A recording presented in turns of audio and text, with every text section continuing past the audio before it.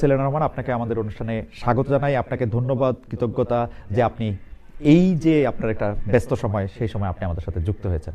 আপনাকে অনেক ধন্যবাদ। ধন্যবাদ তোমাকেও। জি আপা, আমি অনেকগুলি প্রশ্ন আমাদের রিসার্চ টিম আমরা ঠিক করে আপনার সাথে এটা কথা বলতে বসেছি, তো সেই জন্য প্রথমে কিছু কথা আপনার কাছ থেকে আসলে জেনে নিতে চাই। সেইটার প্রথম প্রশ্নটা এরকমভাবে করতে চাই যে আপা, এই যে নির্বাচন পরিচালনা কমিটি, এইটার কাজ কি আসলে? আমি যদি প্রশ্নটা এরকম করি, বিএনপির নির্বাচন পরিচালনা করা কমিটির কাজ কি? প্রশ্নটা যদি এরকম করি, বিএনপির নির্বাচন পরিচালনা কমিটির ভাইস চেয়ারম্যানের কাজ কি? আপনারা কি করেন আসলে আপা? আসলে নির্বাচন পরিচালনা কমিটি, যেটা সাধারণত নির্বাচন সময়কালীন কাজের জন্য কার্যক্রম পরিচালনা যেটা ওই সময় করা হয়ে থাকে, এখানে সাধারণত আমাদের যেটা যেমন নির্বাচনের আমরা দেখে থাকি যে বিভিন্ন দল, আমরা যে যারা নির্বাচন করবে বিভিন্ন দল তো বিভিন্ন অসঙ্গতি করছে, কিংবা আচরণ ভঙ্গ করছে, কিংবা কোথাও কোনো সমস্যা হচ্ছে, কোথাও কোনো বিভিন্ন রকম ভাবে ধরেন মারামারি পিটাপিটি হচ্ছে। সবকিছু সমস্যার সাথে আমাদের দলীয় যে কিছু জিনিস হয়ে গেছে, যেমন আমাদের অনেকে দাঁড়িয়ে গেছে, সেখানে আমাদের যারা স্বতন্ত্র দাঁড়িয়েছে আমাদেরকে মানে নির্বাচন থেকে সরিয়ে প্রত্যাহার করার জন্য তাদের সাথে কথা বলা, এই ধরনের বিভিন্ন ধরনের কাজ থাকে। বিশেষ করে নির্বাচনের আগের 2 দিন তখন তো ভয়ানক ভাবে কাজ থাকে। এই জন্য নির্বাচন সুষ্ঠুভাবে হচ্ছে কিনা, আমরা যে সুষ্ঠু নিরপেক্ষ নির্বাচন চাচ্ছি সেটা কতদূর আমরা করতে পারছি, কিংবা নির্বাচন কমিশন সেটা কতটুকু করতে পারছে।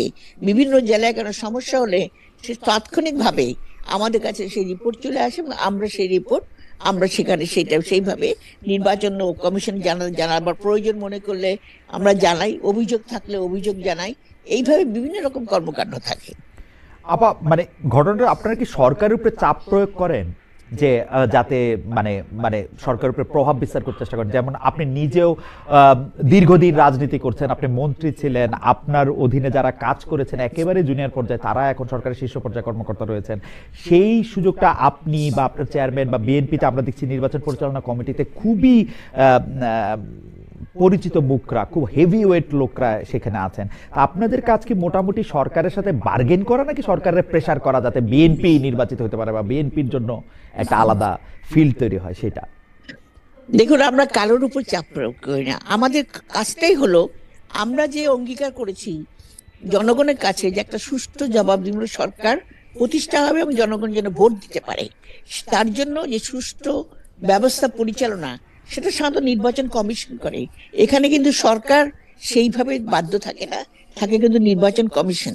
আমরা নির্বাচন কমিশনের কাছে আমাদের অভিযোগটা আমরা বলি, কিংবা আমাদের কথা প্রয়োজনে কোনো অসঙ্গতি দেখলে সেই অসঙ্গতিটা জানাই।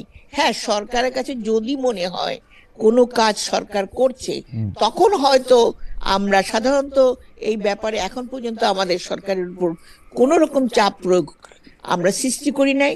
বরঞ্চ আমরা চেষ্টা করছি যাতে এই নির্বাচনটা সুষ্ঠু এবং নিরপেক্ষ হয়।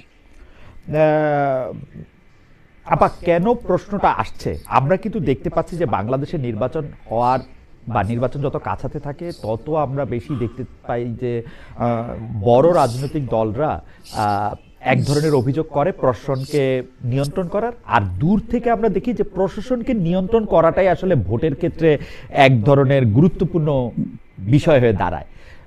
গত 3টি নির্বাচনে যেহেতু দলীয় সরকার ক্ষমতা থেকেই নির্বাচনটি পরিচালিত হয়েছে, সেটার আমরা একদম এক্সট্রিম রূপ দেখেছি। এবারেও কিন্তু আমরা এই ধরনের অভিযোগ শুনছি। আপনারা মানে আমি আমি আমি অন্য দেশে যেরকম নির্বাচন ক্যাম্পেইন দল দেখি, কিন্তু নির্বাচন পরিচালনা কমিটিটা আমি খুব বেশি এটা দেখতে পাই না।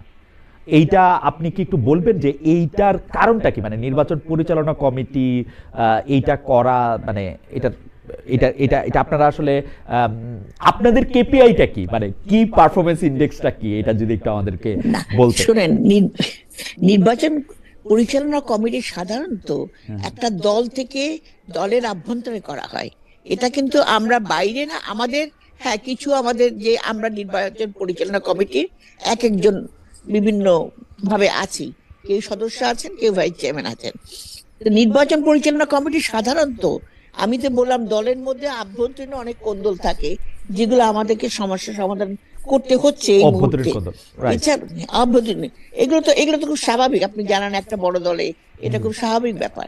কিন্তু তারপরেও নির্বাচনকালীন সময় আপনি যেটা বললেন যে প্রশাসনকে বিভিন্নভাবে বায়াস করা, কিংবা যেটা শুরু হয়েছে, যেটা আমরা শুনতে পাচ্ছি, আমরা যেমন শুনছি এখানে সমস্ত কিছু প্রশাসনে অমুক দল বেশি কিংবা অমুক দল, আমরা কিন্তু কোনো সেভাবে কোনো প্রশাসনের জন্য আমরা বলেছি আমরা জানি এই ডিসি যদি বদলায়, এই ডিসি কিন্তু আরেক জায়গায় যাচ্ছে, সে কিন্তু কোথাও পরিবর্তন হচ্ছে না, শুধুমাত্র জায়গাটা পরিবর্তন হচ্ছে।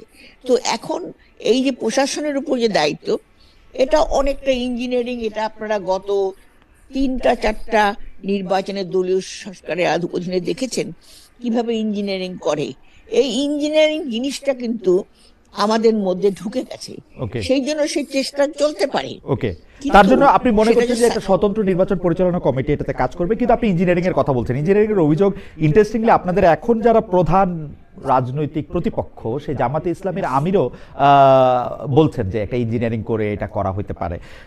কিন্তু আমি যদি আপনাকে আসলে, আপনি স্বতন্ত্র প্রার্থী প্রত্যাহার ইত্যাদি এই কথাগুলি বলতেছেন, কিন্তু আপনি জানেন যে আপনি যে নির্বাচনী এলাকা, সেই বরিশাল 3 আসনে আপনাকে মনোনয়ন দেওয়ার দাবিতে ডিসেম্বরে মশাল মিছিল হয়েছে।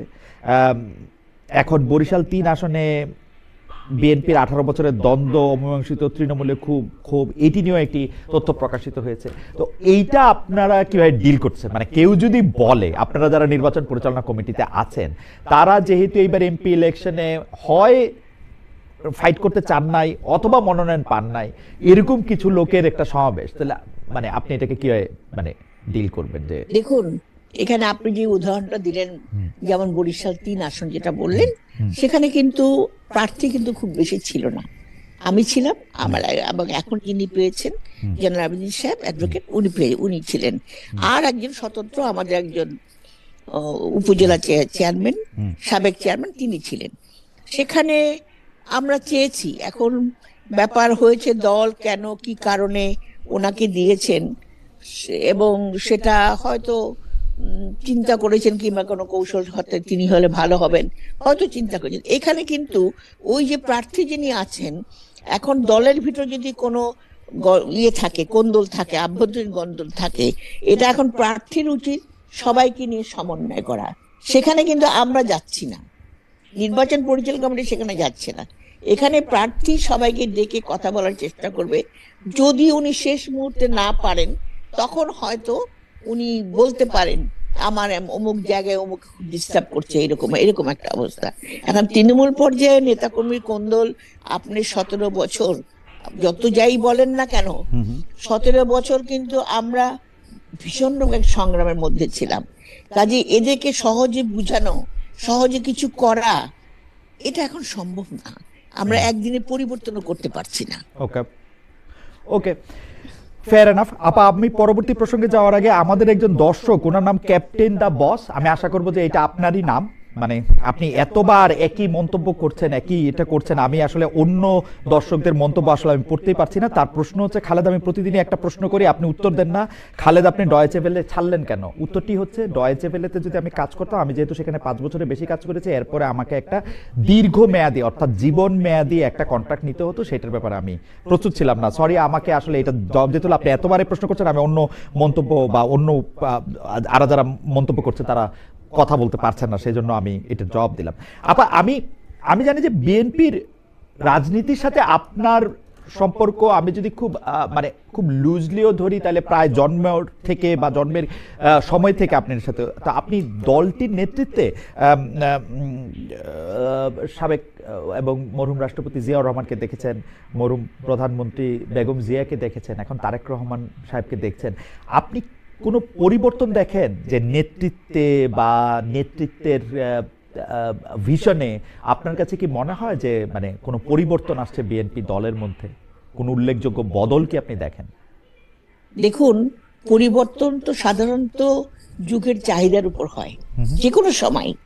শহীদ প্রেসিডেন্ট জিয়াউর রহমান যখন এসেছিলেন তখন পরিস্থিতি পরিবেশ সম্পূর্ণ অন্যরকম ছিল, যে কারণে তখন তিনি যে কাজগুলো করেছেন, তার নেতৃত্ব, যে দূরদর্শিতা তখন ছিলেন, এবং যার যার কারণে খুব অল্প সময়ের মধ্যে বাংলাদেশকে একটা মানে বিশ্ব মর্যাদার জায়গায় পৌঁছে নিয়ে গেছিলেন।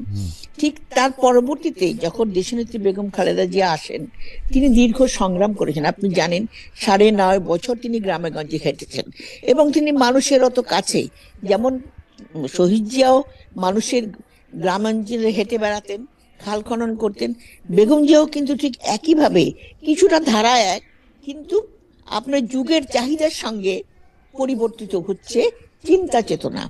সেই জন্য বেগম জিয়াও যে জনগণের কাছে হেঁটে বেরিয়েছেন, মানুষের আস্থা অর্জন করেছেন, এবং বিএনপিকে একটা আস্থাশীল দল হিসেবে প্রতিষ্ঠিত করেছেন, সেটা বেগম জিয়ার নেতৃত্ব এবং তারও দূরদর্শিতায় তিনিও কিন্তু অনুভব করেছেন দলের এবং রাষ্ট্রের কিছু পরিবর্তন প্রয়োজন।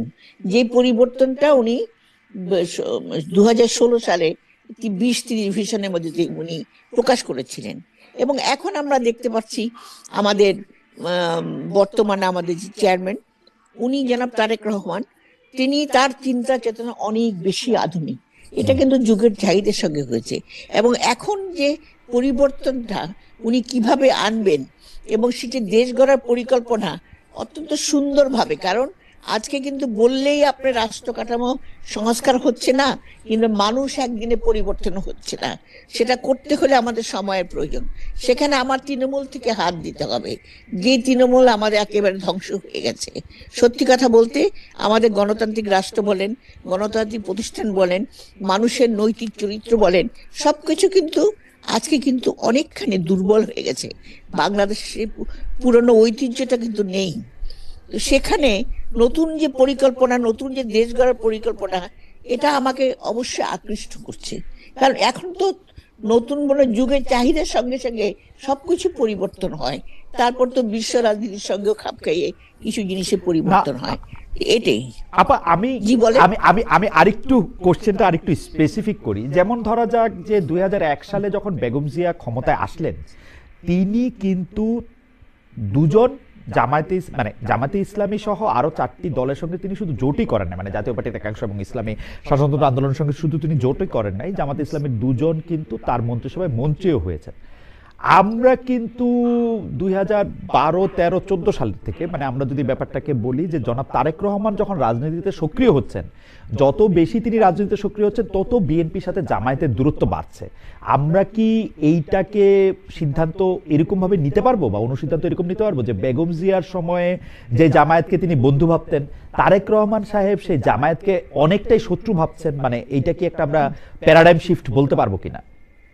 না, এটা বলা যাবে না। এই কারণে বলা যাবে না, বেগম জিয়ার সময় যে জামাত ছিল, তখন সময়ের প্রয়োজনে আপনি দেখছেন জামাতকে কিন্তু শুধু বেগম জিয়াও নয়, আওয়ামী লীগও তাকে ব্যবহার করেছেন। তাদেরকে